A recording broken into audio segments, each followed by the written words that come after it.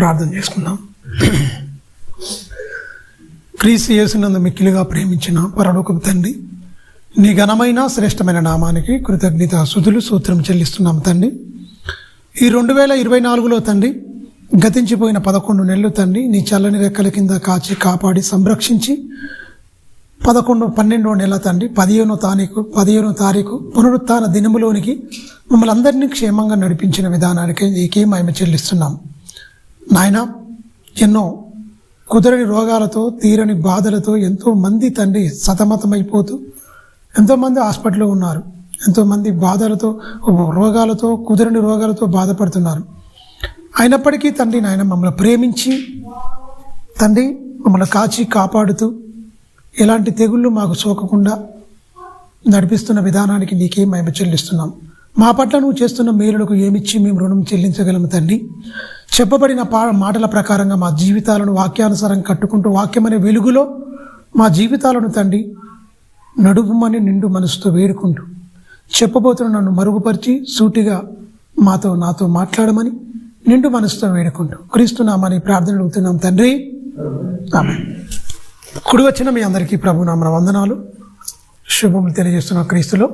మంచిదండి, ఈ మాసం మొత్తం చాలా హడావుడి అల్లరితో కూడిన అంటే సంతోషంగా ఉన్నది. సంతోషించడం మంచిదే, ఆరోగ్యానికి కూడా చాలా మంచిది సంతోషించడం అంటే. మీరు గమనించండి, సంతోషం అనేది పరిధులు దాటిన సంతోషం అయిపోయింది. ఎక్కడ చూసినా మీరు గమనించండి, మొన్న చూసిన చాలా ఆంటీలు అంటే నాకంటే పెద్దవాళ్ళే, ఒక 50 ఏళ్ళు ఉన్న వాళ్ళు స్కిట్లు వేస్తున్నారు. మొత్తం వాళ్ళు ఎగురొచ్చా? చిన్నపిల్లలు అంటే సరే పూలి అనుకుంటాం. వీళ్ళు మీరు గమనించండి, నాటకాలు వేసుకొని చూపించే కాలం ఇది. యేసుక్రీస్తు అర్థం కాల అప్పుడంటే ఏదో తెలియదు కాబట్టి నాటకాలు వేసి యేసుక్రీస్తు ఎలా ఏంటి అని పరిచయం చేసే దినాలలో ఉన్నాయి. అప్పుడు ప్రారంభ దినాలు. ఇప్పుడు బ్రతుకుల్లో చూపించాలి క్రీస్తు తత్వాన్ని, క్రీస్తు గుణలక్షణాలను, క్రీస్తు ప్రేమను. క్రియల్లో చూపించకుండా నాటకాల్లో చూపిస్తారు. ఎవరికి కావాలి నాటకాలు? నవ్వుకుంటురండి.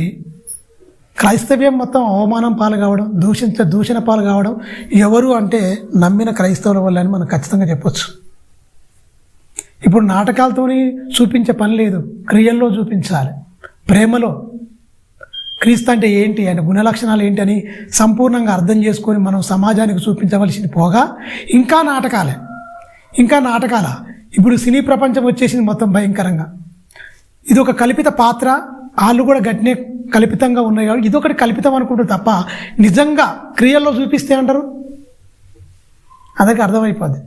ఒక కల్పితాన్ని, ఒక సినిమా, ఒక దర్శకుడు కథ రాసుకొని ఖచ్చితంగా ఎలాగైతే ఒక పాత్రను, కల్పిత పాత్రను పెట్టి ఒక సినిమాను ఒక తెర మీద రూపొందించి మంచిగా ఖచ్చితంగా పరిచయం చేస్తాడు.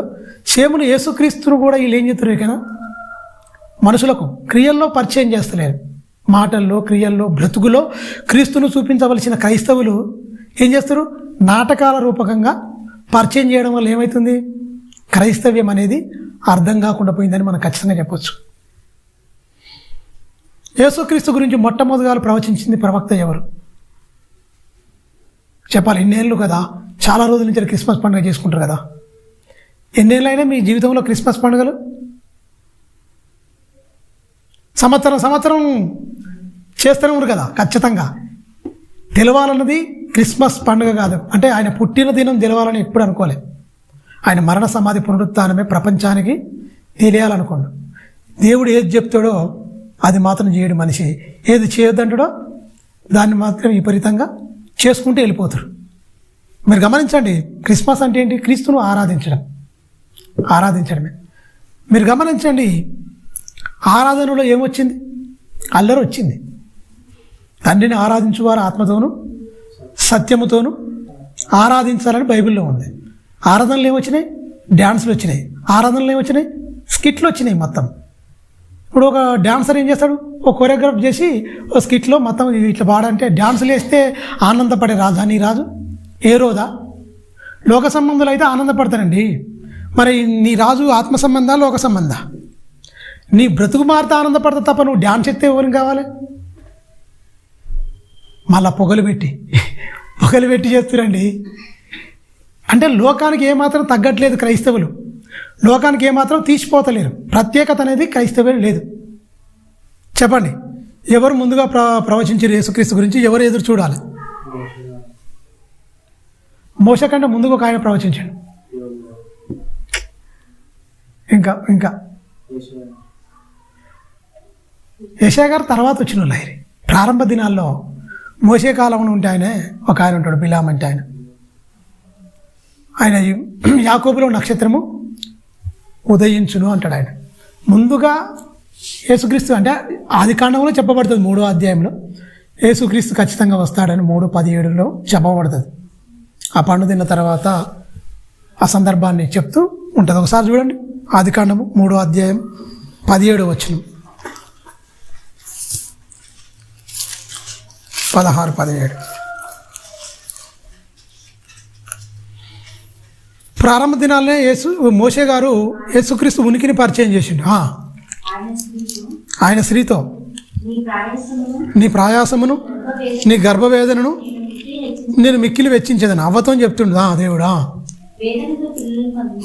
వేదంతో పిల్లలకు అందుకు నీ భర్త ఎడల నీకు వాంఛ కలుగును,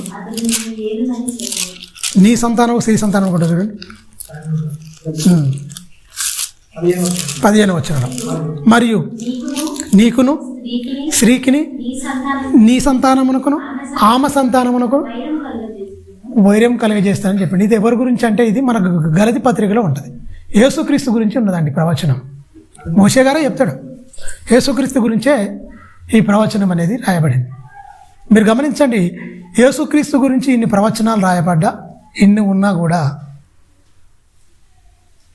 యూదులు చదువుకొని వదిలిపెట్టి తప్ప యేసుక్రీస్తు గురించి ఎదురు చూసినట్టు ఉందా బైబిల్లో? ఎదురు చూసిరా? తినడం, తాగడం, ఎదుటివానికి మధ్య బోధించడం తప్ప ఏనాడైనా సరే లేఖనాలను పరిశీలించి లేఖనాల ప్రకారంగా బ్రతకాలని ఆనాడు ధర్మశాస్త్ర ఉపదేశకులు బ్రతకలేదు.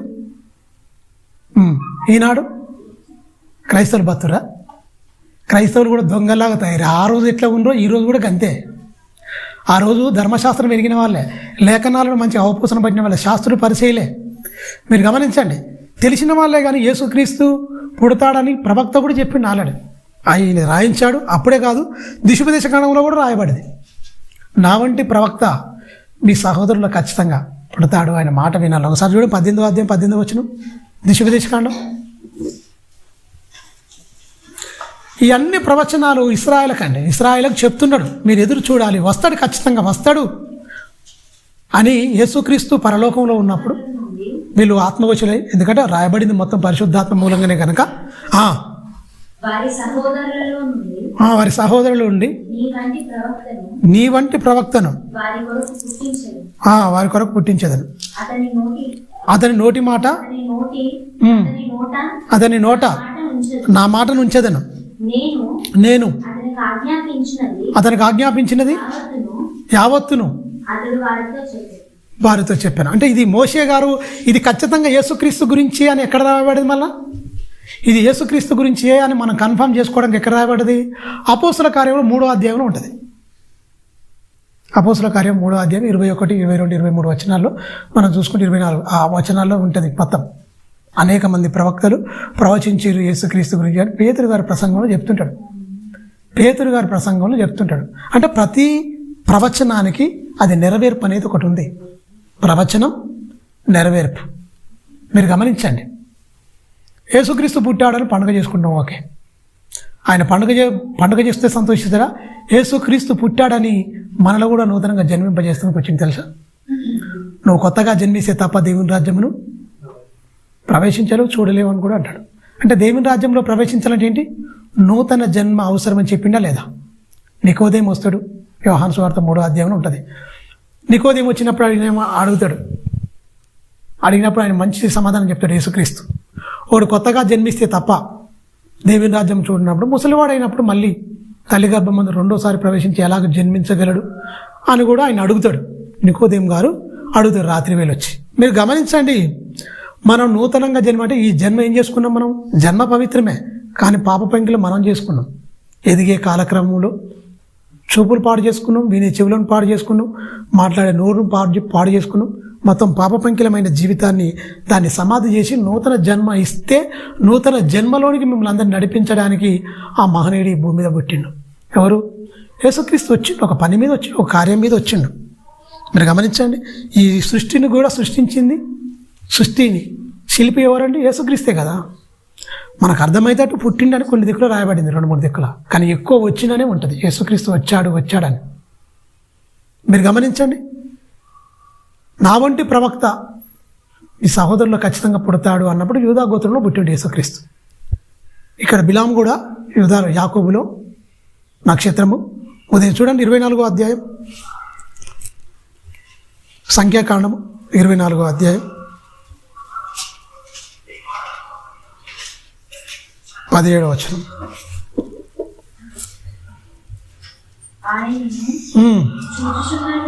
ఆయనను చూస్తున్నాను కానీ ప్రస్తుతం ఉన్నట్టు కాదు. ఆయనను చూస్తున్నాను కానీ సమీపంగా ఉన్నట్టు కాదు. నక్షత్రము యాకోబులో ఉదయించును, రాజదండము ఇజ్రాయేలులో నుండి లేచును. అది చాలు. మీరు గమనించండి, లేస్తాడు, వస్తాడని యేసుక్రీస్తు గురించి ఇక్కడ బిలాము ప్రవక్త ప్రవచించిన దేవోక్తుల పైన ఉంటుంది. మీరు గమనించండి, యేసుక్రీస్తు గురించి చాలా సందర్భాలు పాత నిబంధనలు రాయబడ్డాయి. పండుగ చేసుకోవాల్సింది, ఎదురు చూడవలసింది యూదులు. ఎందుకంటే యేసుక్రీస్తు వచ్చే దినాల్లో మనం ఉన్నాం. నువ్వు పండుగ చేసుకుంటే సిద్ధపడి ఉన్నావా? పరలోకానికి ఈ క్షణమే యేసు రాకడైతే భూమి ఉంటుందా? పోదా? పంచభూతాలు మికుటమైన బేండంతో లయమైపోతాయి. ఈ భూమి మీద ఉన్న కృత్యములని కాలిపోతాయి. ఏముండదు. సిద్ధపడకుండా, మారు మనసు లేకుండా అసలు పరలోకం నీ ఆనందం, అక్కడికి వెళ్తామని ఆనందం పండుగ చేసుకో. మారు మనసు పొంది నిజంగా దేవునితో సావాసం చేస్తూ ఖచ్చితంగా అక్కడికి వెళ్ళాలన్న పండుగ చేసుకోవాలి తప్ప, మీరు గమనించండి, యేసు వచ్చాడని పండుగ చేసుకుంటే యేసు అస్సలు సంతోషించాడు. యూదులు ఎదురు చూడాలి, యూదులు చేసుకోవాలి ఈ పండుగ. ఆయన ప్రవచించిన ప్రవచనాలు, ప్రవక్తలు ఎంతోమంది ప్రవచించారు కనుక ఆ ప్రవక్తల ప్రవచనాల సారంగా యేసుక్రీస్తు వచ్చిండు.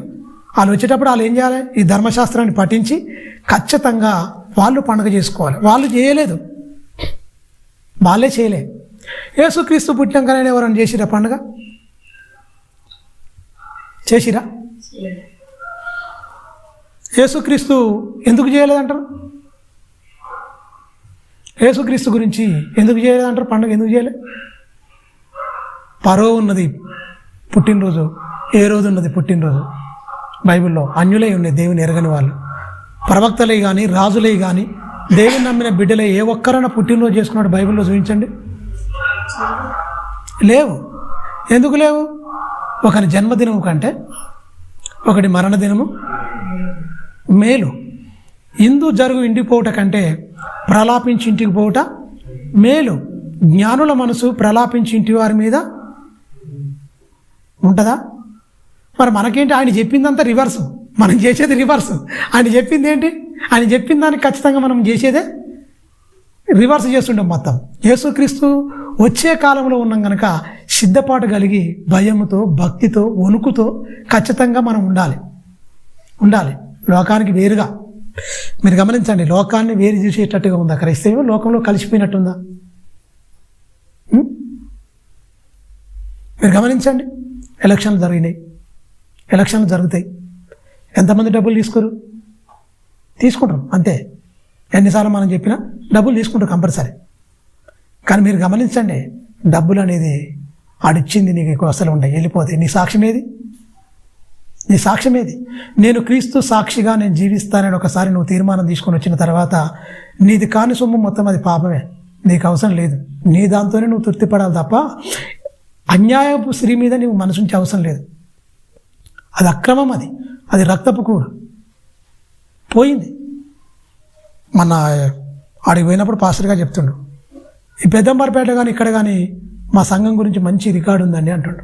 ఏంటి అని ఆయన చెప్తున్నాడు. సంతోషం ఏంటంటే, ఏ ఒక్కరి దగ్గర ఒక రూపాయి తీసుకోరు, భోజనాలు పెడతామన్నా కూడా పరాయి దగ్గర భోజనాలు కూడా మా వాళ్ళు తినడం, మేమే పెడతాం రండి, అవసరమైన కూడా వాక్యం వినిపించి మంచి ఆహారం మీకు పెడతాం అని ఒక వ్యక్తి అన్యుల మధ్య ఉండి రక్షణ పొంది దేవుని వాక్యం అర్థం చేసుకొని మీరు గమనించండి, ఒక్క వ్యక్తి 70 మందిని నడిపించాడు.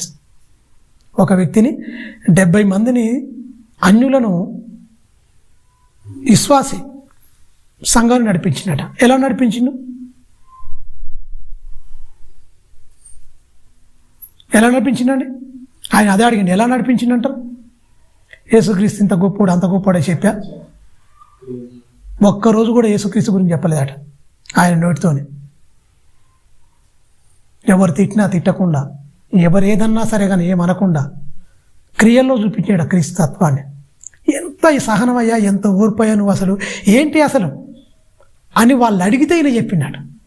నువ్వేంటి ఇలా ఉన్నావు, అసలు నువ్వేంటి, అసలు ఎవరిలో కలువు, అసలు అందరితో మంచిగా ఉంటావు, ఏదైనా ఎవరికైనా ఆపద వచ్చిందని ముందు ఆయనే ఉంటాడట. తిట్టినోళ్ళ దగ్గరకైనా పోయి ముంగట ఆయనే ఉంటాడట. ఆపద వచ్చిన సహాయం చేస్తానికి వెళ్ళిపోతాడ.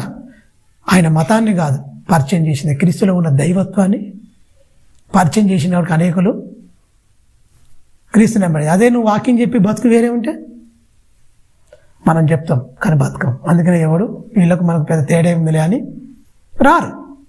మారడానికి కారణం వాళ్ళు ఇతరులు అన్యులు మారకపోవడానికి కారణం ఎవరు అంటారు? పరలోకం ఉంటుందా? పండుగ చేసుకోవచ్చా మరిగా?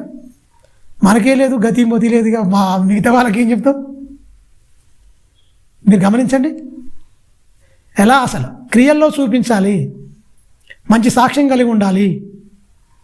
తిడితే దెబ్బలేమన్నా మాటలు దెబ్బలే తాకి ఇదైపోతాయా?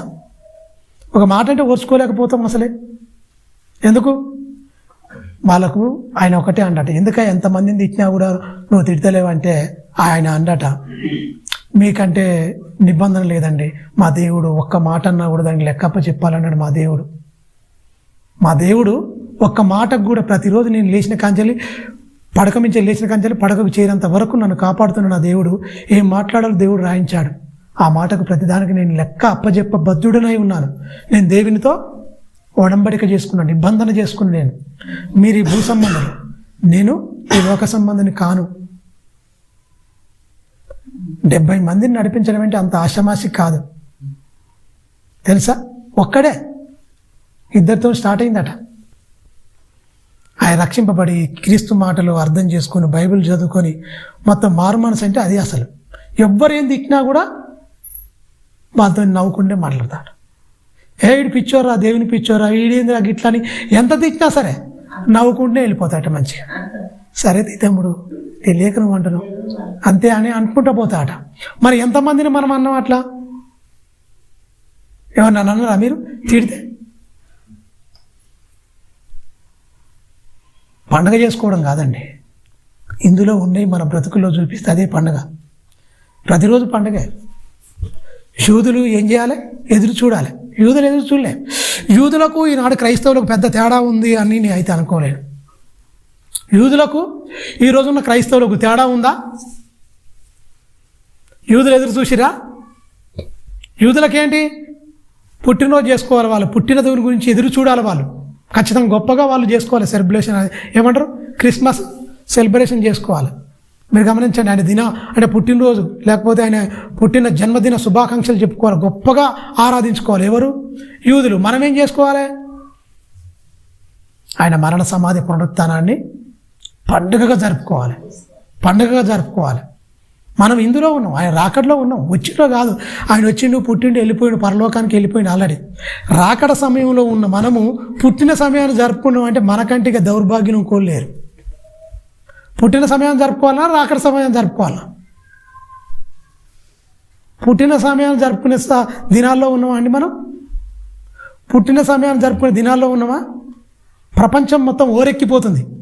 ఎన్ని ఏటలు వేసుకొని తిందాం, ఎంత మటను, ఎంత చికెను, ఎన్ని పిండి వంటలు, ఎంత గొప్ప స్టార్ను పెట్టుకుందాం ఇవి అంటున్నారు తప్ప ఈ పండుగలు ఆడవాళ్ళు మంచిగా ఊపు మీద ఉంటారు. టక్కున వస్తే ఒక్కడు కూడా పోడు. మెలకుగా ఉండన్నాడు ఆయన. ఎందులో మెలకుగా ఉండాలి? నిద్రపోకుండా కాదు మెలకుగా ఉండేది, వాక్యములో, ఆత్మలో ఆయన చెప్పిన మాటల ప్రకారంగా జీవించడం.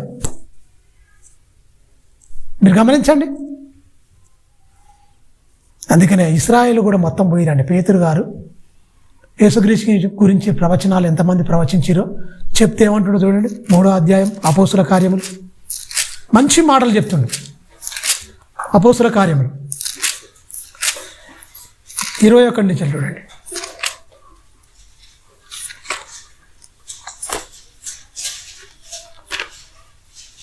యేసుక్రీస్తు గురించి చక్కని వివరణ చెప్తుంటాడు. మోషేను బాగా నమ్ముతారు మీరు, మోషేను ఆరాధిస్తారు. అసలు మోషే వంటి నా వంటి ప్రవక్తని ముందే చెప్పిండు ఆయనే, మీరు ఎందుకు నమ్మట్లేదు? ఈయనను సిలువే చంపిరు, మీరు జీవాధిపతిని మీరు చంపితే దేవుడు ఆయన లేపను అని మోషే ఇట్లా నేను ప్రభు అయిన దేవుడు నా వంటి ఒక ప్రవక్తను మీ సహోదరులో నుండి మీ కొరకు పుట్టించును. ఆయన మీతో ఏమి చెప్పినను అన్ని విషయాల్లో వినరా మీరిరా, అన్ని విషయాల్లో మీరు ఆయన మాట వినాలి అన్నారు. ఒక్క మాట విన్నరా యూదులు? వినరా అండి? యూదులు ఒక్క మాట అన్న యేసుక్రీస్తు మాట విన్నరా? అమాయకులు విన్నారు. కానీ ధర్మశాస్త్రం దగ్గర పెట్టుకొని ప్రతి శనివారం నాడు, సబ్బాత్ దినమందు ప్రతి శనివారం నాడు వాళ్ళు ఆచరించుకొచ్చిన వాళ్ళు ఏ ఒక్కరైనా విన్నరా? ఈ లేఖనాలను గమనించిరా? వినలే. విననోడు ఏమైపోతాడో చూడండి, చెప్తున్న చూడండి పేతురు గారు. ఆయన మాట వినవలెను, ఆ ప్రవక్త మాట విననివాడు ప్రజల్లో ఉండకుండా చూడండి సర్వనాశనము అగునను. అంటే పాత నిబంధనలో ఉన్న మాట కొత్త నిబంధనలో అపోస్తల కార్యంలో నెరవేర్పు అని చెప్పొచ్చు. ఇది నెరవేరింది. అక్కడ ప్రవచించాడు, ఇక్కడ నెరవేర్పు. మోషే అంటే చాలా ఇష్టపడతారు యూదులు తెలుసా. 30 రోజులు అంగలారుస్తారు, ఏడుస్తారు, మస్తు ఏడుస్తారు. ఎవరి గురించి? మోషే గురించి మస్తు ఏడుస్తారు. ఏడిచి అంగలార్చి చాలా ఇదైపోతారు. కానీ మోషే ఉన్నప్పుడు మోషేను బాధ పెట్టినప్పుడు వీళ్ళు మస్తు బాధ పెడతారు. తిండి అంటే అంటే నీళ్లు తిండి ఏ దానికంటే ఆ దానికి మోషేను ఎంత ఇబ్బంది పెడతారంటే అంత ఇబ్బంది పెడతారు. నేను గర్భాన మోసానా కన్నానా ఏంటి వీళ్ళు ఇలా అయిపోయారని దేవుని దగ్గర పోయి మొరపెట్టుకుంటారు మోషే గారు తెలుసా. అంత ఇది కఠినాత్మలు యూదులు తెలుసా. చాలా డేంజర్ అనమాట వాళ్ళకు. ఆయన అంటే ప్రేమే, కానీ ఆయన చెప్పిన మాటలంటే ప్రేమ ఉందా మీకు అని అడుగుతుంది పేతురు గారు. ఆయన అంటే ప్రేమే, ప్రేమించారు మంచిదే, కానీ ఆయన చెప్పాడు నా వంటి ప్రవక్తను ఖచ్చితంగా పుట్టిస్తానని చెప్పాడు. ఆయన మాట వినాలి, ఖచ్చితంగా ఆ ప్రవక్తన మాట వినాలి. ఎవడైనా ఆ ప్రవక్త మాట వినకపోతే సర్వనాశనం అయిపోతుందని చెప్తుండు. అలాంటే యూదులు నాశనం అయిపోయారు తెలుసా. మీరు గమనించండి. అది వాళ్ళకే వర్తిస్తుందా అంటే ఆయన చెప్పిన మాట వినకపోతే మనకు కూడా వర్తిస్తుంది. ఎలా? నాశనం అంటే భూమి మీద కాదండి. నాశనము అనేది అవుతారు. సర్వనాశనం అంటే ఇంకో మరో జీవితం లేకుండా నరకానికి వెళ్ళిపోవడం అన్నమాట. నాశనం వేరు, సర్వనాశనం వేరు. నాశనము అంటే భూమి మీద వీడు నాశనం అయిపోను అంటారు కదా ఎవరన్నా, ఇక్కడ ఓకే. కానీ సర్వనాశనం అయిపోవడం ఏం దొరికేనా? ఇక నీకు ఎప్పుడు ఉండవు, ఇక అక్కడనే ఇక నరకమే. ఇక సర్వనాశనం అయిపోతుంది వాడు. అన్నీ చదివినప్పుడు మీరు గమనించండి. మరి క్రైస్తవులుగా మనం ఉన్నాం. యేసుక్రీస్తు మాటలు ఎంతవరకు మనం పాటిస్తున్నాం? యేసుక్రీస్తు మాటలు ఎంతవరకు పాటిస్తున్నాం? ఆనందపడడం తప్పని చెప్పట్లేదు, ఎప్పుడూ ఆనందించమని చెప్పాడు. ఫిలిప్పీ 4:4 కూడా చెప్తాడు. 4వ అధ్యాయం 4వ వచనం ఆనందించుడి. మరలా చెప్తున్నాడు ప్రభునందు ఆనందించుడు అన్నాడు. ఎప్పుడు అన్నాడు? ఒక్కసారి కాదు, 2 సార్లు కాదు, ఎప్పుడు. ఈ రక్షణ అనేది ఎవరికి లేదు. ఉచితమైన ఈ రక్షణ పొందుకున్నావు కనుక ఖచ్చితంగా సంతోషించు, ఆనందించు. ఖచ్చితంగా అనేకులకు ఈ సంతోషాన్ని, ఈ ఆనందాన్ని పరిచయం చేయి. ఇందులో ఉన్న మాధుర్యాన్ని నువ్వు పరిచయం చేయి. నువ్వు అనుభవిస్తూ ఇతరులకు తెలియజేయమన్నది. మీరు గమనించండి. నాశనం వేరు, సర్వనాశనం వేరు. సర్వనాశనం అయిపోతారట. ఎవరు చెప్తున్నారు? పేతురు చెప్తున్నాడు. ఆయన ప్రసంగంలో పేతురు గారు చెప్తున్నాడు. మోషేని మీరు నమ్ముతారు, కరెక్టే. కానీ మోషే చెప్పాడు ఒక ఆయన గురించి. ఆయన ఎవరో కాదు, ఈయనే. ఈయనంటే ఎవరు? యేసుక్రీస్తు గురించి చెప్పాడు. ఆయన గురించి వినకపోతే మీరు సర్వనాశనం అయిపోతారు. ఆయన మాట వినకపోతే త్రోసేయొద్దు. ఆయన మాటలు నమ్మినప్పుడు ఆయన ప్రవచించిన ప్రవచన సారం ఇగో ఇక్కడ రాసింది వైద్యుడైన లూకా గారు, చెప్తున్నది మాత్రం అపోస్తులైన పేతురు గారు. మీరు గమనించండి. అంటే ఏం చేస్తారు మీరు గమనించండి. జనాలలో ఆనాడు యూదులు నమ్మలేదు, ఈనాడు క్రైస్తవులు కూడా పట్టించుకుంటలేరు. యేసుక్రీస్తు జన్మ, యేసుక్రీస్తు వచ్చిన ఆయన జీవనం, ఆయన భావజాలం, యేసుక్రీస్తు దైవత్వమైన భావజాలం మనకు కరెక్ట్గా మనకు అర్థమైపోతే మన జీవితాలు ఏరే ఉంటాయి. లోకాశలు, లోకపు కోరికలు ఉండవు. నైతిక విలువలతో, మంచి ఆలోచనలతో సపరేట్గా కనపడతాం. ఖచ్చితంగా మనం సపరేట్గా ఉంటుంది. మన జీవన విధానమే వేరే ఉంటుంది, మొత్తం వేరే ఉంటుంది. ఆనాడు యూదులు మారలేదు, ఈనాడు క్రైస్తవులు మారలేదు. పడ్డా క్రైస్తవులు అయిపోయారు, కొంతమంది వారం క్రైస్తవులు అయిపోయారు. అంతే తప్ప దేవుని గురించి చక్కగా మేము తెలుసుకోవాలి, ఆ నిత్యత్వంలోకి మేము ప్రవేశించాలని ఆసక్తి, ఆశ, కోరిక, నిరీక్షణ ఎవరికి ఉందండి? మీరు గమనించండి, ఎవరికి ఉందండి? ఇలా లేకుండా మనం ఎన్ని చేసుకున్నా కూడా ప్రయోజనం లేదు. ఎందుకంటే ఎన్నో క్రిస్మస్లో వెళ్ళిపోయినాయి. క్రిస్మస్ జరుపుకోవడానికి ఆయన రాలే, నిన్ను నూతనంగా జన్మించడానికి వచ్చిండు, జన్మింపజేయడానికి వచ్చిండు. ఒకసారి చూడండి పేతురు రాసిన పత్రికలో ఎలా జన్మించాలని చెప్తుండ యేసుక్రీస్తు. ఆయన మాట వినాలి, విన్నవాళ్ళు వీళ్ళు. పేతురు గారు రాస్తుంది చూడండి ఆయన గురించి. 1 పేతురు 2వ అధ్యాయం 1వ వచనం నుంచి, దేవుని నమ్ముకోక మునుపు, కొత్త జన్మ లేక మునుపు, కొత్త జన్మించిన తర్వాత ఏముంటుందో, కొత్తగా జన్మించినప్పుడు ఎంత దౌర్భాగ్యులు ఉంటామో చెప్తుండు, ఎంత అది కల్మషంతో ఉంటామని చెప్తుండు. కొత్త జన్మకు పాత జీవితానికి తేడా చెప్తుండు అక్కడ. ప్రభు దయాళుడని మీరు రుచి చూచిన ఎడల, మీరు రుచి చూచిన ఎడల సమస్తమైన దుష్టత్వమును, సమస్తమైన కపటమును, వేషధారను, అసూయను, సమస్త దూషణ మాటలను ఏమంటున్నాండి? నీకు వచ్చిన ఈ జన్మలో తల్లి గర్భం ఉంటే లోకానికి వచ్చిన తర్వాత ప్రభు దయాళుడని నువ్వు రుచి చూడలే, నీకు తెలియలేదు ప్రభు ఏంటో, నీకు తెలియలే. నీకేమున్నాయి? దుష్టత్వము, కల్మషము ఇవన్నీ లోపల పేర్కొని పోయినాయి మొత్తం. ఇలా ఈ జన్మతో నువ్వు అక్కడ ఆ జన్మలోని ప్రవేశించలేవు, ఆ లోకంలోని ప్రవేశించలేవు. అందు గురించి నీ జీవితాన్నే ప్రక్షాళన చేయడానికి వచ్చిండు. కాలాన్ని విభజించడానికి కాదు, మానవ జీవితాన్ని కూడా క్రీస్తులోనికి రాకమునుపు, క్రీస్తులోనికి వచ్చిన తర్వాత స్పష్టంగా తెలవాలి. ఖచ్చితంగా దేవునిలోనికి వచ్చిన తర్వాత, దేవునిలోనికి రాకమునుపు, క్రీస్తు పూర్వం, క్రీస్తు శకం అని ఎలాగైతే చెప్తుండ్రో, కాలానికి ఎలాగైతే శక పురుషుడుగా, కాలానికి విభజనుడుగా ఎలాగైతే ఉన్నాడో యేసుక్రీస్తు విభజించేవాడిగా, మన బ్రతుకులో కూడా 2 భాగాలు చేయడానికి వచ్చిండు. క్రీస్తులోకి రాకమునుపు, క్రీస్తులోకి వచ్చిన తర్వాత స్పష్టంగా ఆ తేడా తెలియాలి. అంతకుముందుకు నీకు ప్రేమ లేదు, అంతకుముందు నీకు కనికరం లేదు, అంతకుముందుకు నీకు జాలి లేదు, అంతకుముందు నీకు మంచితనం అనేది లేదు, కోసానంతా కూడా కఠినాత్మలంగా ఉన్నాం. ఆ కఠినాత్మ అనేది దుష్టత్వం, ఆ కఠినాత్మం అనేది వేషధారణ అవి ఉంటాయని చెప్తుండ్రు. చూడండి మళ్ళీ చదివినాను. ప్రభు దయాళుడని మీరు రుచి చూసిన ఎడల సమస్తమైన దుష్టత్వమును, సమస్తమైన కపటమును, వేషధారణను, అసూయయు, సమస్త దూషణ మాటలను మానే. అంటే ప్రభు దయాళుడని రుచి చూస్తే నువ్వు మాంతావు, ఆయన తెలియకపోతే నువ్వేంటి ఇవన్నీ ఉంటాయి లోపల అని చెప్తుంది. ఖచ్చితంగా అక్కడ 2 సార్లు వాడండి చూడండి. సమస్త ఒకటి కాదట, సమస్తమైన దుష్టత్వం, సమస్తమైన దూషణ మాటలు. అంటే ఎన్ని మాటలు మాట్లాడుతాడో మనిషి. నీ జీవితాన్ని ప్రక్షాళన చేయడానికి వచ్చాడు, నిన్ను కొత్తగా జన్మింపజేయడానికి వచ్చాడు. ఆయన జన్మించాడు ఎందుకు? నిన్ను నూతనంగా జన్మింపజేయడానికి. కింది వచనం, కొత్తగా జన్మించిన శిష్యును పోలిన వారై నిర్మలమనే వాక్యం అనే పాలను, ఆ పాలన ఏం చేయాలి? రక్షణలో ఎదుగు నిమిత్తము ఆ పాలన మీరేం చేయాలి? మీరు గమనించండి. తల్లి పాలను పట్టిస్తే ఏమైపోతాడు? బిడ్డ ఎదుగుతుంది. ఆత్మీయంగా నువ్వు వాక్యం అనే పాలను అపేక్షించాలి.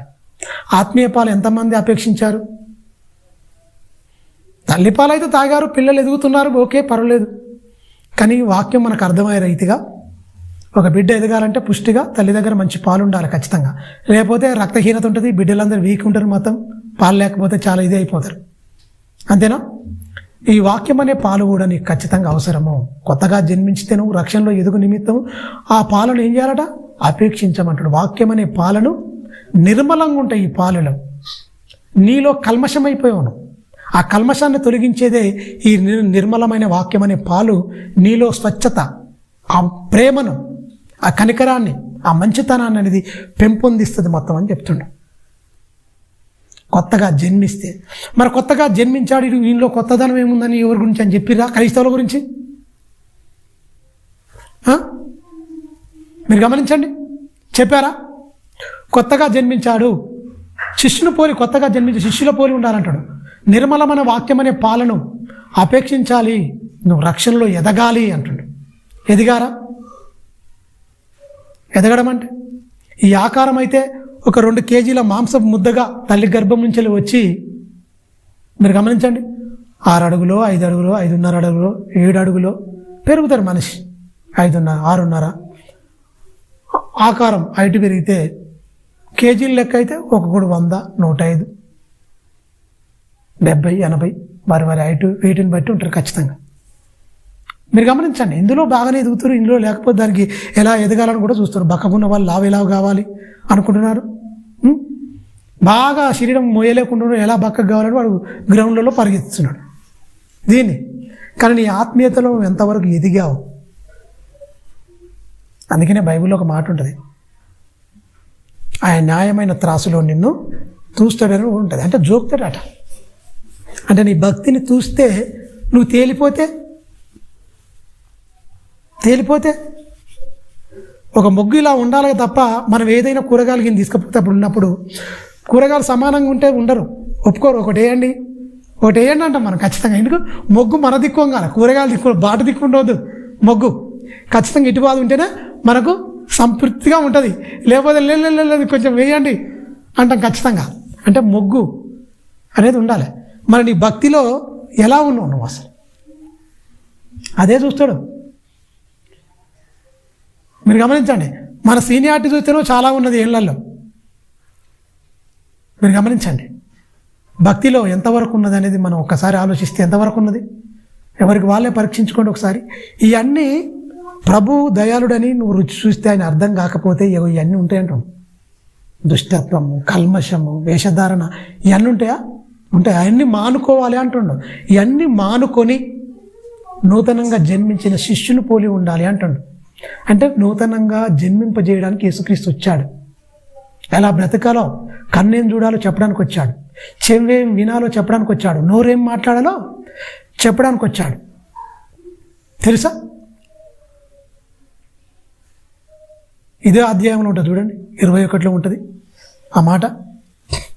21 యేసు కూడా క్రీస్తు కూడా మీ కొరకు.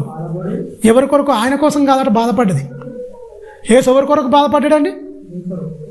మనందరి కోసం బాధపడ్డాడండి. తనేమైనా తప్పు చేశాడా? లేదు.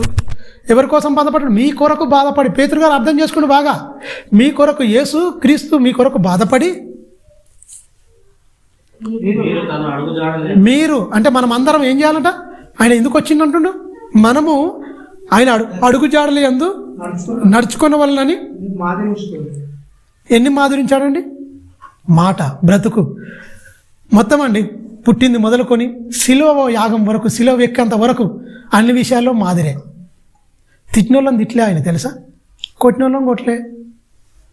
యేసుక్రీస్తు మాదిరి అంటే ఏంటి? తిట్టినోళ్ళని తిట్టిండా? లేదు. కొట్టినోళ్ళని కొట్టిండా? లేదు. దూషింపబడి బదులు దూషింపలేదంటే అర్థం ఏంటి? అంటే ఏంటి? ఒక తల్లి గర్భంలో అపరూపమైన ఆకారాన్ని తండ్రి చేతుల చేత మలచబడిన మనము ఈ లోకానికి వచ్చిన తర్వాత ఎలా ఉండాలి, ఎలా బ్రతకాలి అనేది అందరికి ఒక రోల్ మోడల్ అండి యేసుక్రీస్తు. ఒక రోల్ మోడల్. మొత్తం ఎలా బ్రతకాలి, కళ్ళున్నది ఏం చూడాలి, నోరున్నది ఏం మాట్లాడాలి, చెవులున్నది ఏం వినాలి, కాళ్ళున్న ఎలాంటి పనులకు వెళ్ళాలి, సువార్త ప్రకటన.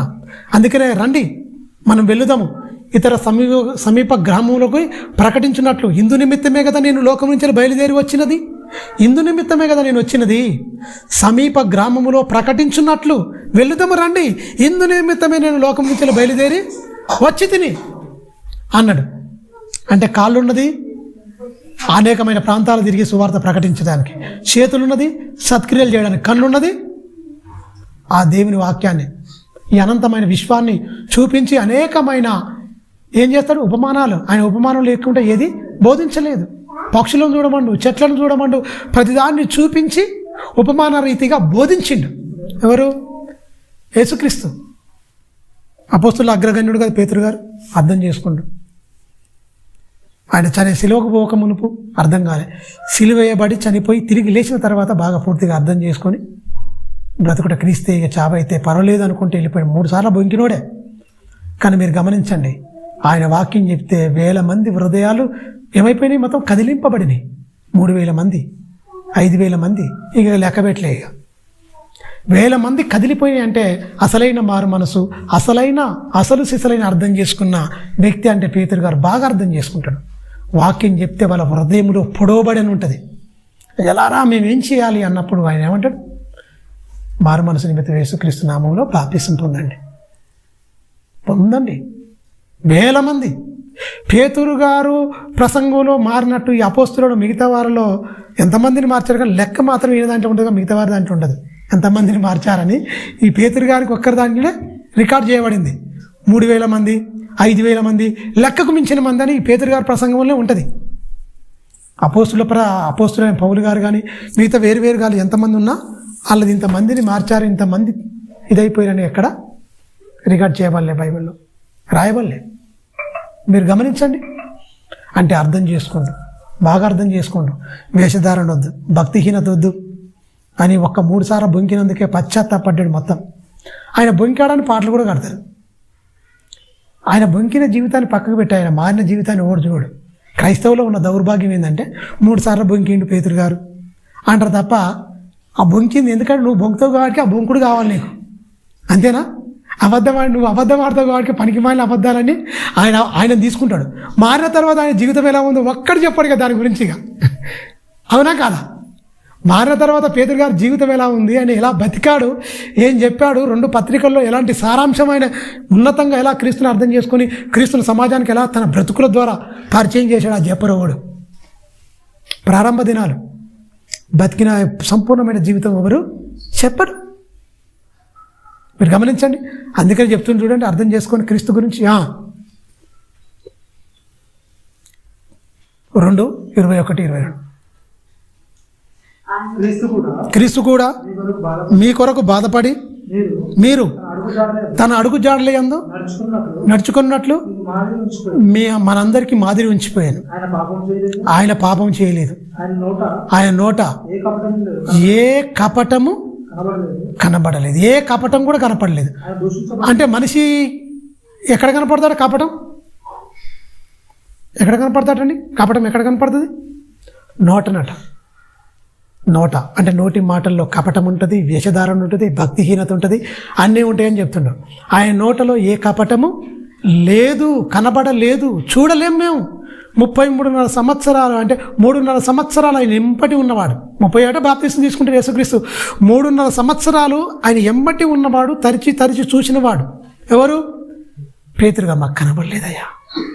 అలాంటి జీవితము జీవిస్తేనే పునరుత్థానంలో నా వరుసలో నేను లేస్తానన్నది ఒక ప్రగాఢమైన నమ్మకము పేతురు గారికి ఉంది. మరి మనకుందా?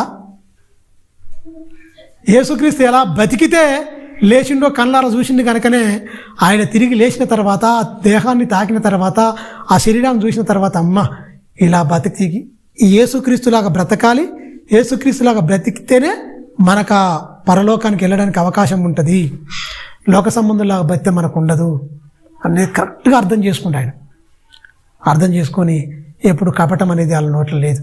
అపోస్తుల ద్వారా కపటం లేదు, వేషధారణ లేదు, దూషణ మాటలు లేవు. అయ్యానుంటే ఈ మాట ఎందుకు చెప్పితాడు పేతురు? అప్పుడు అబద్ధమైన ఇప్పుడే నీ నోట్ల ఈ కపటం ఉంది, వేషధారణ ఉంది, ఈ మాటలు రాస్తందుకు నీకు అర్హత లేదని వేరేతో రాపించుకోను అంటే వాళ్ళు గుణపరచబడారు. అపోస్తులు గుణపరచబడారు. అందుకని ఎంత మంచి మాట చెప్పారు పేతురు గారి గురించి.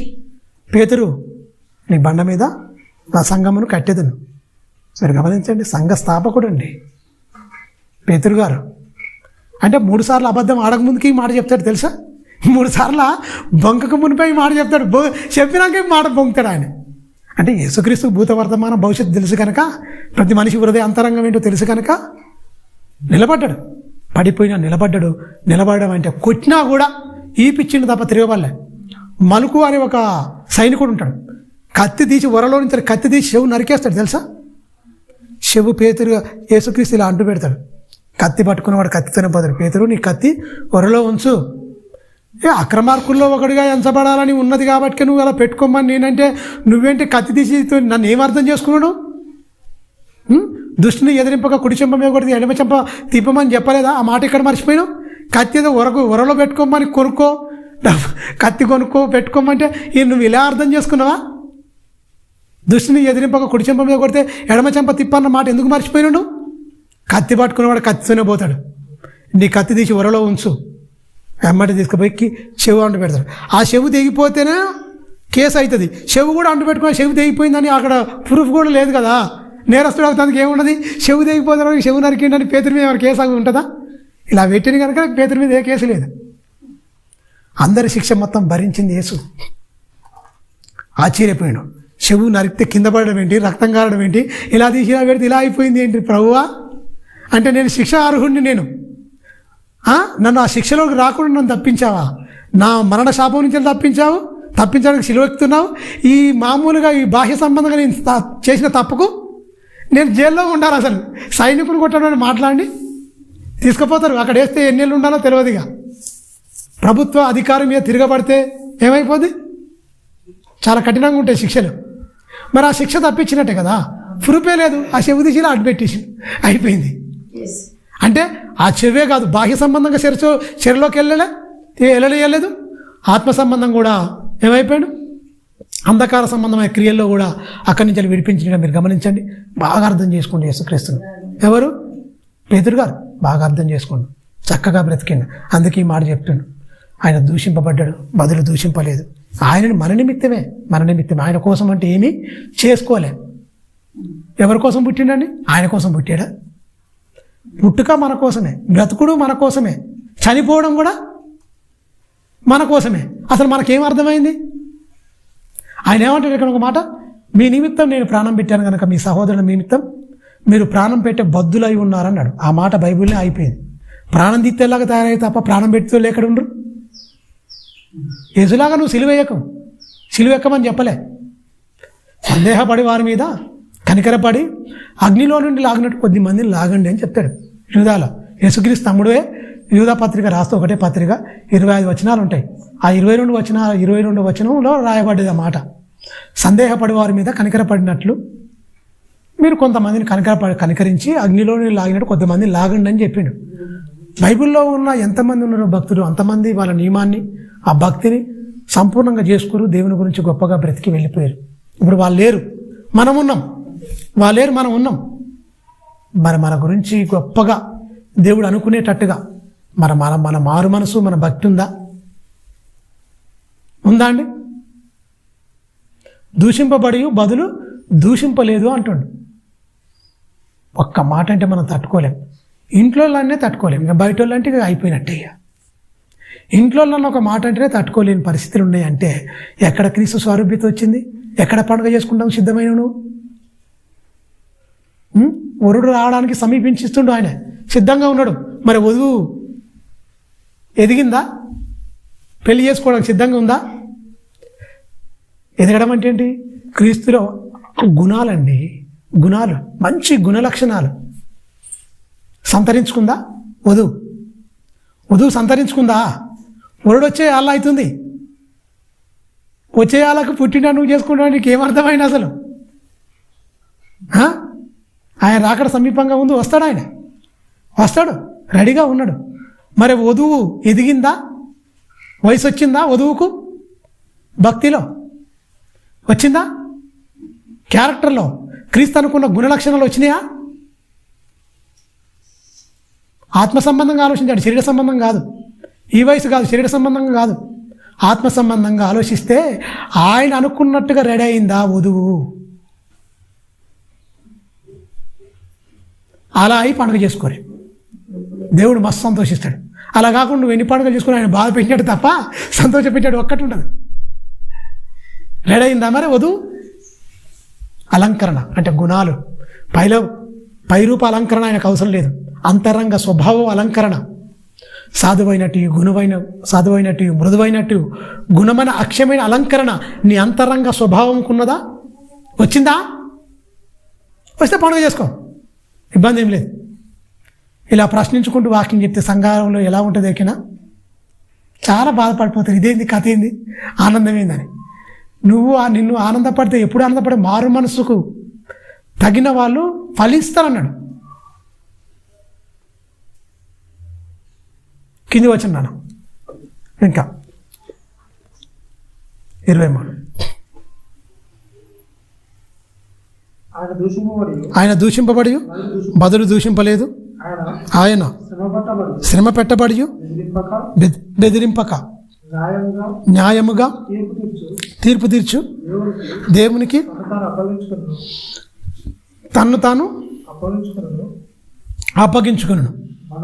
మనము చూడండి, మన పాపముల విషయమై చనిపోయి ఆ నీతి విషయమై జీవించున్నట్లు ఆయన తానే తన శరీరమందు మన పాపములను మ్రాను మీద మోసి ఆ మ్రాను మీద మోసుకొని పోయిండండి. ఆయన పొందిన గాయముల చేత ఏం స్వస్థత? ఆయన పొందిన గాయముల వల్ల నీ ఆత్మకు స్వస్థత. బైబిల్లో ఏముంటుంది ఎరికేనా? మీరు గమనించండి, శరీర స్వస్థత గురించి చెప్తారు. ఆయన ఏమంటారు ఎరికేనా? స్వస్థ బుద్ధి అంటాడు. ఈలో శరీర స్వస్థత గురించి మన వాళ్ళు ప్రార్థన చేస్తుంటారు, కానీ దేవుడు ఏమంటారు ఎరికేనా?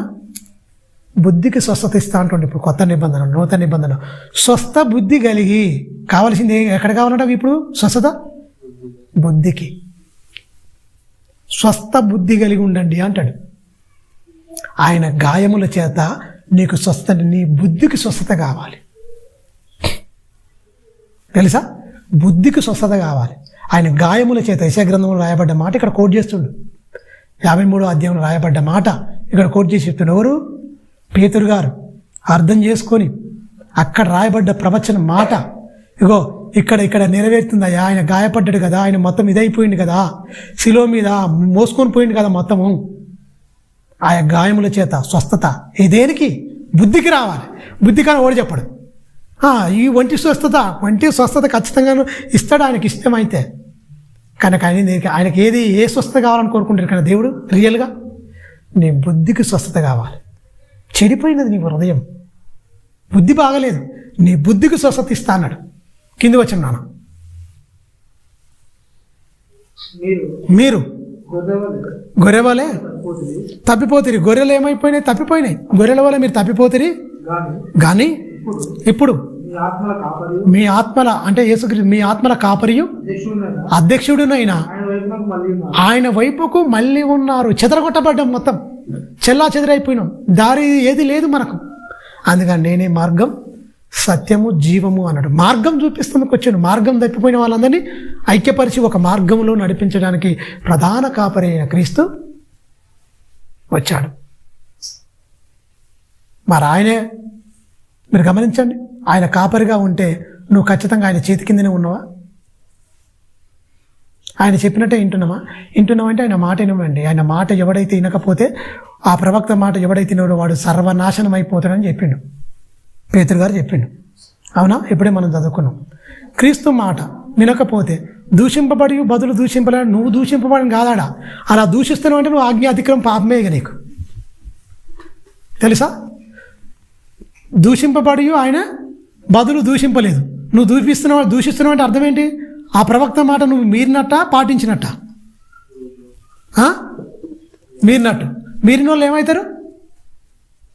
మిమ్మల్ని అనాలా? నాకేమో బైబిల్ చెప్తున్నా లేకపోతే నా వ్యక్తిగతంగా అంటున్నా? చెప్పాలి మీరు. నా వ్యక్తిగతంగా నేను అంటున్నా, బైబిలే చెప్తుందా? బైబిల్ చెప్తుంది. దేవుడే రాయించిండు కదా, రాయించిన మాటలు చెప్తున్నా కదా. నా వ్యక్తిగతంగా నేను చెప్తున్నానా? ఈ మెలకువలను తెలుసుకోకుండా మనం బతకకపోతే మనం ఎక్కడికి వెళ్తాం? మన ఆత్మ ఇన్ని రోజులు మన నిరీక్షణ, మన భక్తి నరకానికి వెళ్తుందికా పరలోకానికి వెళ్తుందికా? పరలోకానికి వెళ్తే ఎలాంటి గుణగణాలు కలిగి ఉంటే వస్తారో చెప్పబడుతుంది ఇక్కడ. ఆయన దూషింపబడి బదులు దూషింపలేదంటే నువ్వు దూషింపమని కాదు, ఆయన ఎందు నిమిత్తమైన నీ నిమిత్తం ఆయనను పోలి ఆయనలాగా నువ్వు బతకాలని. ఎవరిలాగా? క్రీస్తులాగా, క్రీస్తులో ఉన్న గుణలక్షణాలు, క్రీస్తులో ఉన్న సాధువు, క్రీస్తులో ఉన్న మొత్తం చక్కని మంచి లక్షణాలండి. ఎవరి నిమిత్తం? ఆయన ఏదో చేసిందని ఆయన నిష్కారణంగా దూషించి ఆయన ఏ పాపం చేయలే, మీ నిమిత్తం అన్నాడు అక్కడ. అందుకనే మన నిమిత్తం, మన నిమిత్తమే. దూషింపబడ్డది కూడా మన నిమిత్తమే, కొట్టబడ్డది కూడా మన నిమిత్తమే. ఆయన పొందిన గాయముల చేత ఏంటట?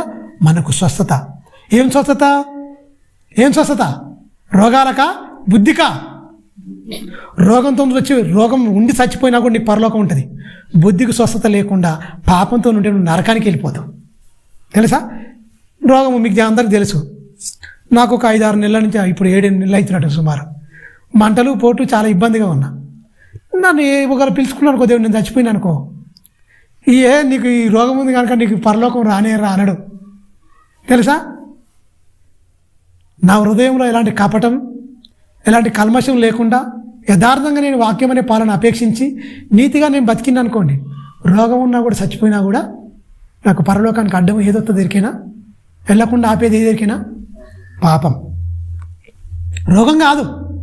మన వాళ్ళు రోగాల గురించి చెప్తున్నారు తప్ప పాపం గురించి చెప్పట్లేదు. అసలు ఆపేది నేను పాపం. ఆ పాపాన్ని ప్రక్షాళన చేయడానికి ఆయన వచ్చింది ఈ లోకానికి. ఆయన ఎలా ఉపయోగించుకుంటున్నావు? శరీర సంబంధంగా ఉపయోగించుకుంటున్నావు. ఎవరు చెప్పింది బోధ? దయ్యం. అంతే. శరీర సంబంధంగా ఉపయోగించుకుంటున్నావు. నువ్వు ఎవరి సంబంధం? శరీర సంబంధం. ఆత్మ సంబంధంగా ఉపయోగించుకోవాలి. కావలసింది బుద్ధికి ఇస్తాడు స్వస్థత. ఆయన గాయముల చేత నీకేంటి? నీకు స్వస్థత. దేనికి కావాలి స్వస్థత? బుద్ధికి. బుద్ధికి కావాలి స్వస్థత. శరీర స్వస్థత అంటే అప్పుడంటే ఈ మొత్తం వైద్య రంగం అభివృద్ధి లేని కాలంలో, మెడిసిన్ లేని కాలంలో దేవుడు అనేక పద్ధతుల్లో ఖచ్చితంగా చేసుకుంటూ వచ్చిండు. ఇంత వైద్య రంగం అభివృద్ధి చెందింది, మొత్తం ఇంత టెక్నాలజీ, అది కూడా మొత్తం దేవుడు ఇచ్చిందే. దీనికి కాదు అసలు. నీకు కావలసింది బుద్ధికి. బుద్ధికి ఏ మెడిసిన్ ఉండదు తెలుసా? ఇప్పుడు ఎన్ని రోగాల కంటే రకరకాలుగా ఉన్నాయి. ఇప్పుడు విచిత్రమైంది, నేను ఎప్పుడు చూడలే, కానీ విని ఎరగని నేను చూడలే. నాడిపాత అంటే మీరు గమనించండి, గుండు సూదులు ఉంటాయి, టక్క టక్క టక్క టక్క కుచ్చుతూనే ఉంటారు. మొత్తం సూదులన్నీ కుచ్చుతారు. పాదాలకు, తొడలకు, ఇక్కడ ఇవన్నీ మొత్తం ఈపుల ఇవన్నీ మొత్తం సూదులు గుచ్చి సన్న వైర్లతో మొత్తం కనెక్షన్ ఇచ్చి కరెంట్ పెడతారు. ప్రతి నరాలు అనేది చట్ కొట్టుకుంటే మొత్తం నరాలన్నీ స్పందిస్తూనే ఉంటాయి. ఒక గుండెకి వెళ్ళేదట పెట్టరాట, ఎందుకంటే గుండెలో నుంచి కరెంట్ ఉత్పత్తి అవుతాట, షాక్ వస్తాట. దానికి పెడితే మనిషి ఎగిరిపోతాట. అని పెడుతూ వాళ్ళు మాట్లాడుతుంటే మనకు ఒంట్లో కూడా కరెంట్ ఉంటుందని వాళ్ళు చెప్తారు. ఇట్లా కొడితే వాళ్ళు నవ్వుకుంటూ మాట్లాడతారు. ఇలా కొడితే షాక్ వచ్చింది అన్నాడు. కొట్టేటప్పుడు చాలా జాగ్రత్త చూసుకోరే అంటే అంటున్నాడు. ఎక్కడ ఏ నరాన్ని గుస్తున్నావో చాలా జాగ్రత్తగా చూసుకోమని వాళ్ళు మాట్లాడుతూ చేస్తున్నారు. కొత్త వాళ్ళు ఉన్నారు, పాత వాళ్ళు ఉన్నారు. పాత వాళ్ళు చెప్తున్నారు కొత్త వానికి పెట్టి చేస్తుంటే అన్ని నరాలకు చట్ కొట్టుకుంటూనే ఉంటుంది. అట్లా ఒక అర్ధగంట సేపు ఉండాలి. మీరు గమనించండి.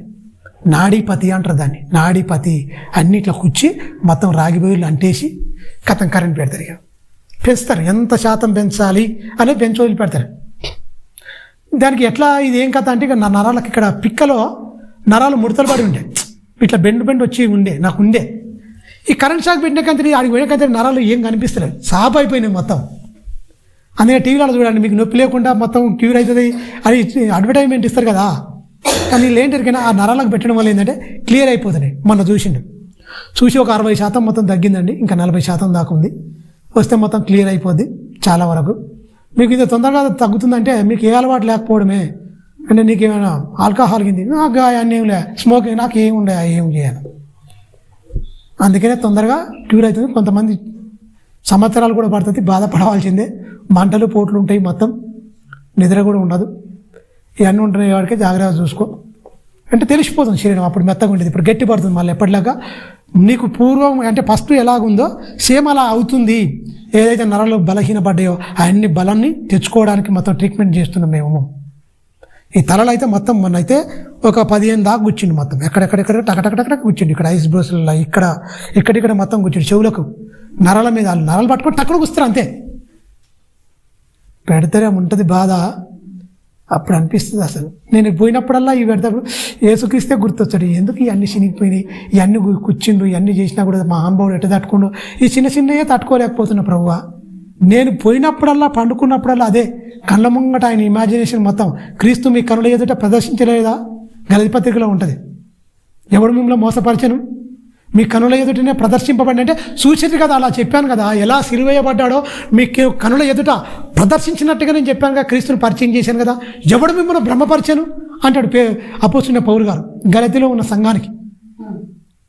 అంటే మీరు గమనించండి, బాధలుంటేనే బాగా అర్థమవుతాడు దేవుడు. బాధలుంటేనే, ఏ బాధ లేనోడు, ఏ రోగం లేనోడు, ఏం లేనోడికి దేవునికి ఇంత కూడా పట్టదండి. మొన్న ఇంకా ట్రీట్మెంట్ వేరే ఉంది. మొత్తం బాగా వేడి నీళ్ళు, గోరువెచ్చగా నూనె కాగబోసిండు, ఈ సాతి మీద పోసిండు, మొత్తం బొడ్డు మీద ఇదంతా. అమ్మ బొడ్లోకి వెళ్ళే వరకు వాళ్ళు ఒళ్ళంతా షాట్ కొట్టిందండి. సురుక్కుమన్నది ఒకటేసారి. అన్న తర్వాత అది అంతా ఆయిల్ పోసిండు, కప్పు పెట్టి ఇట్లా పెట్టేసి తిప్పుతూ ఉంటాడు. ఎంటికలు ఉంటాయి కదా, పీక్కపోతున్నాయి, మంటలో అంతున్నాయి. అయినా కూడా గట్టిగా తిప్పుతూనే ఉండు, మొత్తం కడుపు మీద తిప్పి ఒక ఏరు వచ్చేది ఉంటుంది, అది ఇట్లా పెట్టి కొడతాడు ఏరు. ఆ మంటగాలి అది, మళ్ళా గాలి చల్లగాదు కాదు, కరెంటు పెట్టేసి ఇలా కొట్టే వరకు మొత్తం గాడుపు వేడిగా వస్తుంది, మొత్తం మంట. తర్వాత మళ్ళీ ఈపుల ఇవన్నీ ఒళ్ళు ఎంత నలగొట్టబడాలనో దేవుడు ఆయుష్కాలం ఇస్తే ఈ అనుభవాలే. ఇగో ఇన్నింట్ల నుంచి నన్ను కాపాడుకుంటా, సజీవ లెక్కలో నిలబెట్టుకుంటా వచ్చిండ్రా, ఒకటా రెండారా నాయన నా బాధ, ఇన్నింట్ల నుంచి దేవుడు కాపాడినని చెప్పుకుంటేందుకు బోల్డ్ అని ఉన్నాయండి. అది అనుభవం. దేవునితో బంధాన్ని వేసుకోవడానికి ఉంటుంది. ఏది ఏం లేకుండా ఉంటే దేవునితో బంధం అనేది ఉండదు పెద్దగా.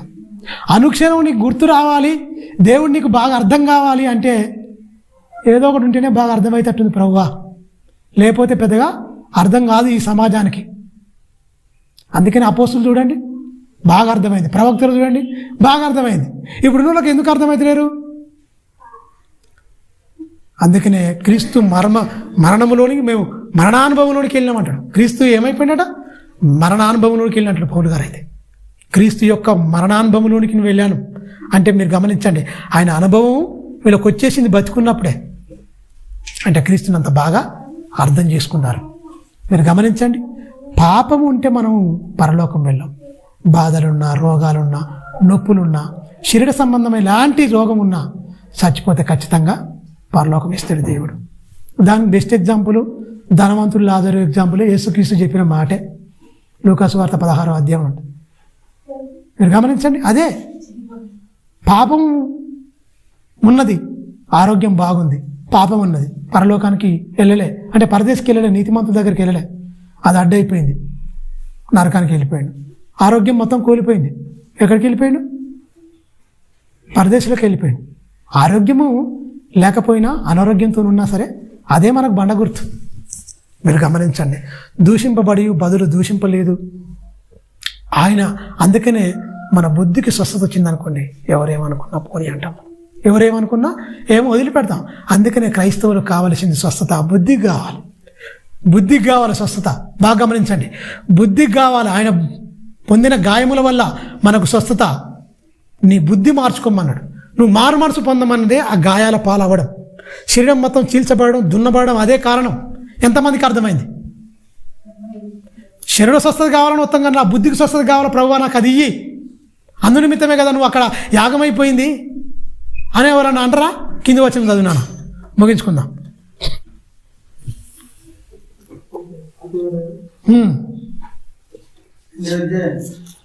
2వ అధ్యాయము అపోస్తులు పౌలు గారు రాసిన మొదటి పేతురు 2వ అధ్యాయము 22, 23, 24.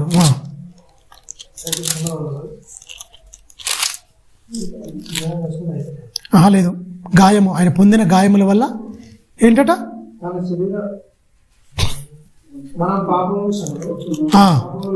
పాపముల విషయమై చనిపోయి నీతి విషయమై జీవించున్నట్లు. పాపం విషయమై ఏమైపోవాలి? మనము చచ్చిపోవాలి. పాపం విషయమై చచ్చిపోవాలి. రోగం విషయమై చచ్చిపోయినా ప్రాబ్లం లేదు. పాపం విషయమై చచ్చిపోవడమే కొత్త జన్మ, అదే బాప్తిసం. రోమాపత్రిక 6వ అధ్యాయంలో ఉంటుంది. అసలు ఏంటి అనేది, బాప్తిసం అంటే ఏంటి అనేది 6వ అధ్యాయంలో ఉంటుంది. మీరు గమనించండి, పాపం విషయమై మనం ఏం చేయాలి? చచ్చిపోవాలి. చచ్చిపోయి ఏం చేయాలి? నీతి విషయమై జీవించాలి, అంటే నూతన జన్మ. ఆయన లోకానికి వచ్చింది నిన్ను నూతనంగా జన్మింప చేయడానికి, ఆయన అడుగుజాడలు నడవడానికి, ఆయన్ను పోలి జీవించడానికి, ఆయనలాగా బ్రతకడానికి. తెలుసా? ఆయనను పోలి జీవించడానికి, ఆయనలాగా బ్రతకడానికి, ఆయన గుణలక్షణాలను, ఆయన తత్వాన్ని ప్రపంచానికి పరిచయం చేయడానికి తప్ప ఇంకా మన స్వభావమే, ఇంకా మన ఉన్న లక్షణాలనే సమాజం గుర్తిస్తుంది కనుకనే ఎవరు మారలేకపోతున్నారు. మనమంటూ చచ్చిపోవాలి. అందుకనే నాలో జీవిస్తుంది నేను బతికేది నేను కాదు క్రీస్తే అంటాడు. తెలుసా? నేను బ్రతుకుతున్నది నా యందు, ఇక నేను కాదు, ఇక మీదట బ్రతికేది క్రీస్తే. క్రీస్తు బ్రతకాలి అంటే నువ్వు చావాలి. క్రీస్తు నీలోకి రావాలని నువ్వు చావాలి. నువ్వు చస్తే తప్ప క్రీస్తు రాడు. నేను అని నువ్వు ఉన్నంతకాలం నీలోని క్రీస్తు రాడు, నీలో క్రియ జరగదు. నేను అనే అహం ఎప్పుడే చచ్చిపోతాడో అప్పుడే నూతన జన్మ, అప్పుడే క్రీస్తు రాకడకు మంచిగా నువ్వు ఆరాధించాలన్నా, నువ్వు స్తుతించాలన్నా, దేవుడు నిన్ను స్వీకరించాలన్నా ఖచ్చితంగా నువ్వు చచ్చిపోవాలి. క్రీస్తు నీలో జీవించాలి. నీలో జీవించడానికి నువ్వు నూతనంగా నిన్ను జన్మించడానికే ఆయన ఈ లోకంలోనికి వచ్చిండు. నీకు అర్థమవుతాడు, పుట్టాడని చెప్పాడు తెలుసా, కానీ ఆయన వచ్చిండు. మీరు గమనించండి. కానీ ఎవరికి ఈ సమాజంలో ఇప్పటికీ పండగ చేసుకుంటారు, కేకులు తింటారు, హాయిగా కొత్త బట్టలు ధరించుకుంటారు. కొత్త బట్టలు వెనక ఉన్న హృదయం మారిందా? అందుకనే ఎవడు పాత బట్టకు కొత్త గుడ్డ మాస్కేయొద్దురా అన్నాడు తెలుసా. పాత బట్టకు కొత్త గుడ్డ మాస్కేస్తే వెళ్తి పరుస్తుంది, కుట్లు పికిలిపోతా చినిగిపోద్ది అన్నాడు. ఇప్పుడు పికిలిపోతున్నాయి అన్నీ. ఎందుకు? బతుకు మారినప్పుడు మనం ఎన్ని చేసుకున్నా పక్కోడు మారుతలేడు కాబట్టి. చెప్పేది బాగానే ఉంది కానీ క్రియల్లో ఇలా ఎందుకు లేవని చూస్తారు ఖచ్చితంగా. అది నాలోనైనా నీలో ఉన్న లోపం ఉంటే పండుగ చేసుకుంటే సంతోషపడు, లోటుపాట్లు ఉంటే మనం దిద్దుకొని నిజమైన క్రిస్మస్ అయిన దగ్గరికైనా మనం మారి ఆయనను మన హృదయంలో ప్రతిష్ఠించుకొని నూతనంగా జన్మించి ఇంకేమంటారు కన్నా ఆత్మ సంబంధమైన మందిరముగా, సజీవమైన రాయిగా ఆత్మ సంబంధమైన మందిరముగా నువ్వు కట్టబడాలి ఈ కడవరి కాలంలో. అది నువ్వు నిజమైన క్రిస్మస్. నూతనంగా నువ్వు మందిరంగా, పరిశుద్ధాత్మకు ఆలయంగా కట్టబడాలి, సజీవమైన రాయిగా. అది నిజమైన క్రిస్మస్, నిజమైన ఆనందం. అది నువ్వు కట్టబడకుండా నువ్వు ఏం చేయకుండా ఇట్లా ఉంటే ప్రయోజనం అంటే ఏం లేదు. తలనుంచుకొని ప్రార్థించుకుందాం.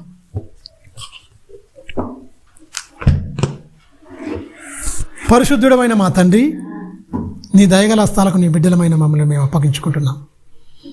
అయ్యా, ప్రపంచవ్యాప్తంగా తండ్రి నీ కుమారుడైన క్రీస్తు జన్మదినాన్ని పునస్కరించుకొని ఆనందంగా, సంతోషంగా, గొప్పగా చేసుకుంటున్నారు. మంచిదే, ఆనందపడడం మంచిదే. కానీ మనుషులు మీరు వచ్చారనే ఆనందములో మీరు చెప్పిన మాటల్నే మర్చిపోయి ఎలా బ్రతకాలో మీరు చెప్పిన మాటల్ని మర్చిపోతూ తండ్రి, మనుషులు తమ సొంత ఆనందాలను పండుగ పేరిట వెతుక్కుంటూ నీ నీతిని పక్కకు పెట్టి వాళ్ళ స్వనీతిని భూమి మీద స్థాపించుకొని అయ్యా వాళ్ళ సంతోషమే మీ సంతోషం అన్న భ్రమలోనికి దుష్టుడు తీసుకెళ్ళాడు. నాయన, 99 నీతిమంతుల విషయం కంటే ఒక పాపి విషయంలోనే పరలోకములో మిగిలిన సంతోషం నా తండ్రి తన దూతల ఎదుట సంతోషిస్తాడని నాయనా నీ కుమారుడైన క్రీస్తు ద్వారా పలకబడిన మాటలు నీకు ఏది ఇష్టమో, నువ్వెలా సంతోషపడతావో మీరు చెప్పించారు. అందుకని ఆయన వచ్చాడు, నశించిపోతున్న దాన్ని వెతికి రక్షించుటకు మనుష్య కుమారుడు ఈ లోకానికి వచ్చాడని చెప్పాడు. నిజమే, అనేక మంది నశించిపోతున్న వారిని వెతికాడు, రక్షించాడు, నూతన జన్మనిచ్చాడు. నాయన పరలోకపు రాజ్యపు వారసులుగా చాలామందిని చేశాడు. నాయన మొదటి శతాబ్దంలో కొంతమందికి అర్థమైంది. మరి ఇప్పుడు క్రీస్తు రాకడ సమయంలో మేమున్నాం. సంపూర్ణంగా నేను అర్థం చేసుకొని నీ సంకల్పాన్ని, నీ కుమారుడు క్రీస్తు త్యాగాన్ని, పరిశుద్ధాత్మను నడిపింపుని మేము అర్థం చేసుకుని తండ్రి, దేహంతో సజీవ యాగముగా నీకు అర్పిస్తూ మా జీవఫలాన్ని నీకు అర్పించి ఆత్మ సంబంధమైన బలులను అర్పించాలంటే మేమే అర్పణ అయిపోవాలని చెప్తున్నారు. అయ్యా, సంపూర్ణమైన భక్తిలోనికి మమ్ములను నడిపించమని, వాక్యానికి వ్యతిరేకంగా మేము బ్రతకకుండా వాక్యానుసారమైన జీవితాన్ని కలిగి మీరు చెప్పిన ప్రతి మాట మా బ్రతుకుల్లో నెరవేర్చుకుంటూ నాయన మా పట్ల నీకున్న అనాది సంకల్పాన్ని నీ కుమారుడు క్రీస్తు ద్వారా స్పష్టంగా మాకు తెలియజేశారు. తెలుసుకున్న మేము ఎడమకు కానీ కుడికి కానీ తొట్టిల్లకుండా పడిపోకుండా పరిశుద్ధ లేఖనాల వెలుగులో మా జీవితాలు కట్టుకుంటూ ముందుకు కొనసాగే అట్టి భాగ్యము అట్టి ధన్యత నీ బిడ్డలమైన మా అందరికీ దయచేయమని నిండు మనసుతో వేడుకుంటాం. మహిమ ఘనత ప్రభావం నీకే ఆరోపిస్తూ క్రీస్తునామని ప్రార్థన అడుగుతున్న తండ్రి, ఆమేన్. మన తండ్రి అయిన దేవుని ప్రేమ, కుమారుడైన యేసుక్రీస్తు వారి కృప, పరిశుద్ధాత్మ దేవుని అన్యోన్య సావాసం సదాకాలం మనందరికీ తోడై ఉండి సర్వసత్యంలో నడిపించి సత్యమందు ప్రతిష్ఠించును గాక. ఆమేన్. క్రీస్తునామం అందరికీ వందనాలు, శుభములు.